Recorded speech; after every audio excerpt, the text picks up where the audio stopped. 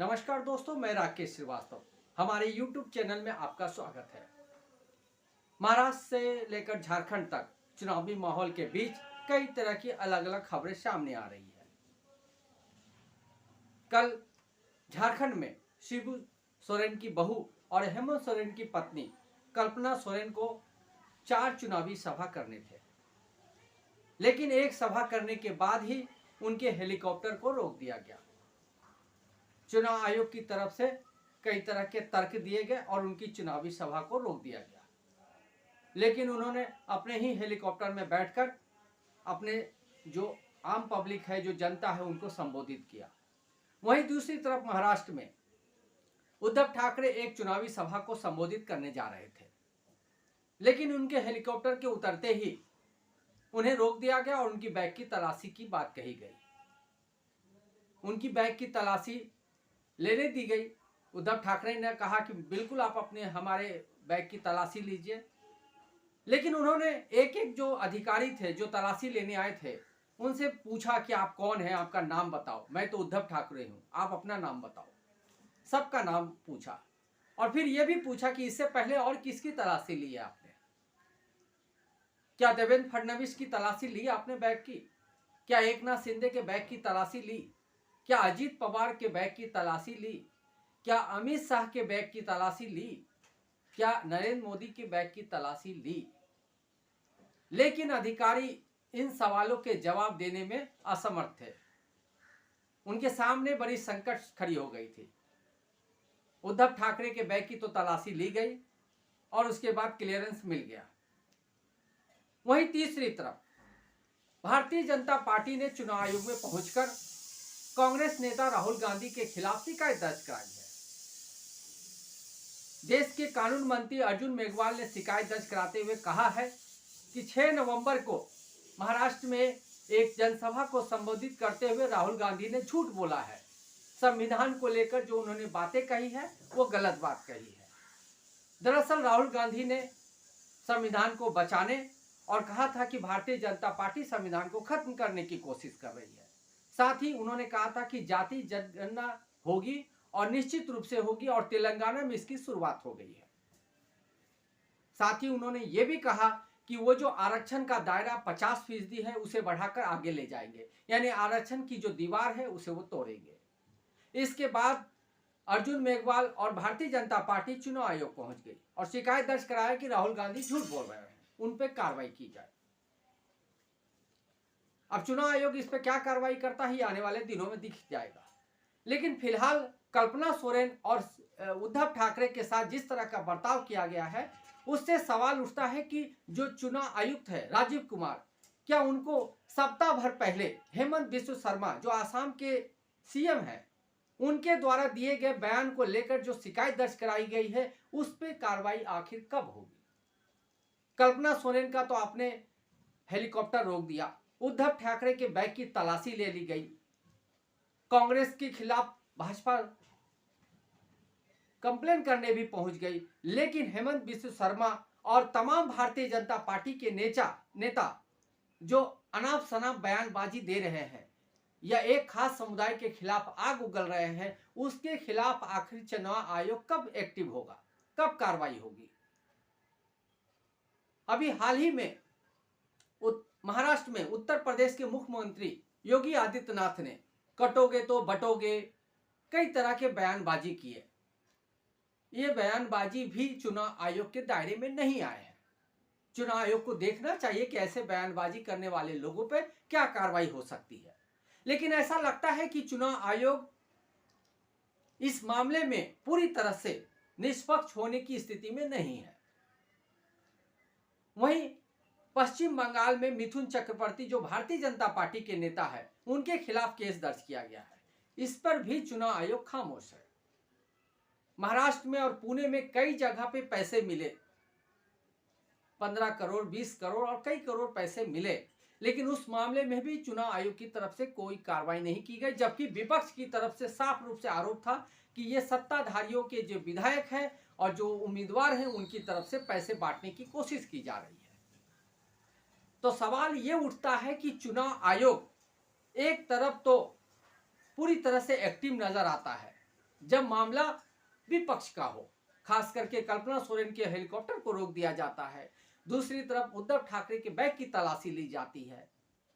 आखिर देवेंद्र फडणवीस, एकनाथ शिंदे और तमाम जो भारतीय जनता पार्टी के नेता हैं, उनके बैग की तलाशी कब ली जाएगी और उनके साथ ही सेम तरह का बर्ताव कब किया जाएगा, ताकि चुनाव आयोग पूरी तरह से निष्पक्ष नजर आए। क्या ये देखने की स्थिति में हम आज हैं? अभी तक के जो चुनाव आयोग के कार्यकलाप रहे हैं या काम करने का जो तरीका रहा है, उसे देखकर तो लगता नहीं है कि चुनाव आयोग इस तरह का कोई कदम उठाएगा या इस तरह के कदम उठाने की हिमायत कर पाएगा, क्योंकि चुनाव आयोग पर चुनाव की तारीख तय करने के लिए भी सत्ताधारियों के इशारे का इंतजार करने के आरोप लग चुके हैं।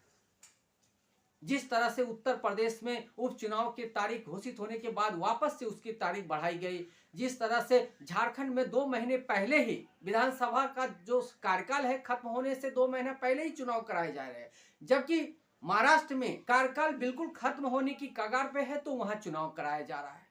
महाराष्ट्र जो कि बड़ा स्टेट है, 288 सीटें हैं, वहां एक फेज में चुनाव हो रहे हैं। झारखंड में 81 सीटें हैं मात्र विधानसभा की, और वहां 2 फेज में चुनाव कराए जा रहे हैं। कई तरह की चीजें ऐसी है जो चुनाव आयोग के जो तर्क है उसको जस्टिफाई नहीं करती है। लेकिन चुनाव आयोग तो चुनाव आयोग है, उनसे सवाल करे तो वो शायरी सुनाने लग जाते हैं, उनसे सवाल करे तो वो बोलते हैं कि ये तो विपक्ष का आरोप ही है, विपक्ष तो इस तरह के आरोप लगाता ही रहा है। हमें सबसे बड़ी जरूरी बात यह समझने की है कि एक तरफ तो चुनाव आयोग पूरी तरह से निष्क्रिय बने बैठा हुआ है और दूसरी तरफ भारतीय जनता पार्टी पूरी तरह से बौखलाई हुई नजर आ रही है, क्योंकि जो हेमंत सोरेन की पत्नी कल्पना सोरेन का हेलीकॉप्टर रोका गया, जिस तरह से उद्धव ठाकरे की बैग की तलाशी ली गई, निश्चित रूप से चुनाव आयोग के पीछे कोई तो अदृश्य शक्ति काम कर रही है जो उसके इशारे पे काम कर रही है। आखिर भारतीय जनता पार्टी इतनी बौखलाई हुई क्यों है? इस सवालों के जवाब आज हम इस बातचीत में, इस चर्चा में जरूर ढूंढेंगे कि आखिर भारतीय जनता पार्टी की परेशानी क्या है।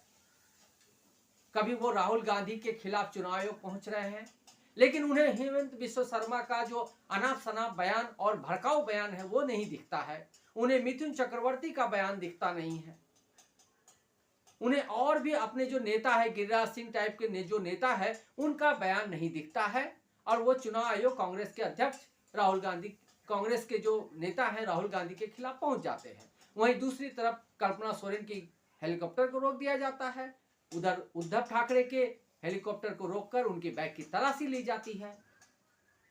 सवाल ये उठता है कि भारतीय जनता पार्टी इन चुनाव से पहले इस तरह के हथकंडे क्यों अपना रही है, चुनाव आयोग क्यों इस तरह के काम कर रहा है?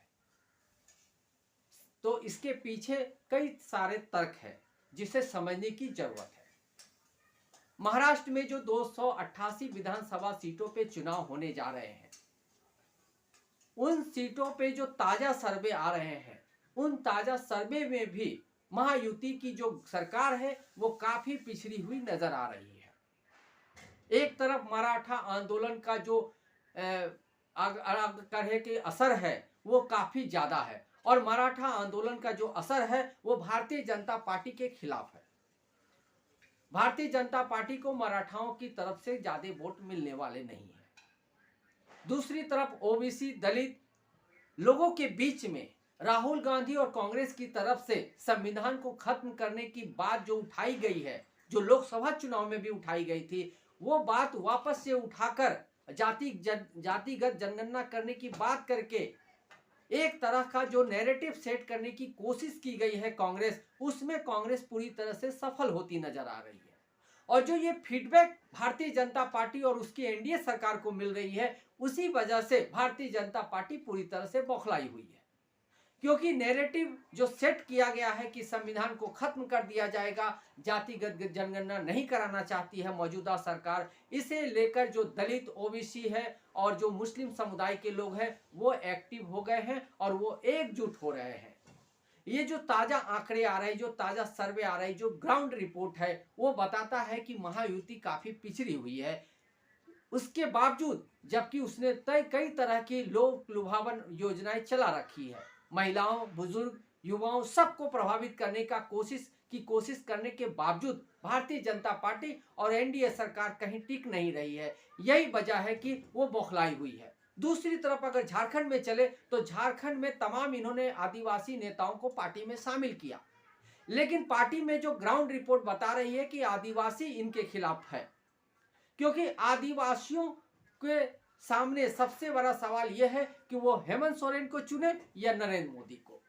तो हेमंत सोरेन का जो आदिवासी जनाधार है वो काफी विकराल है, वो काफी आगे है। इसी वजह से इस चुनाव में हेमंत सोरेन भी आगे है।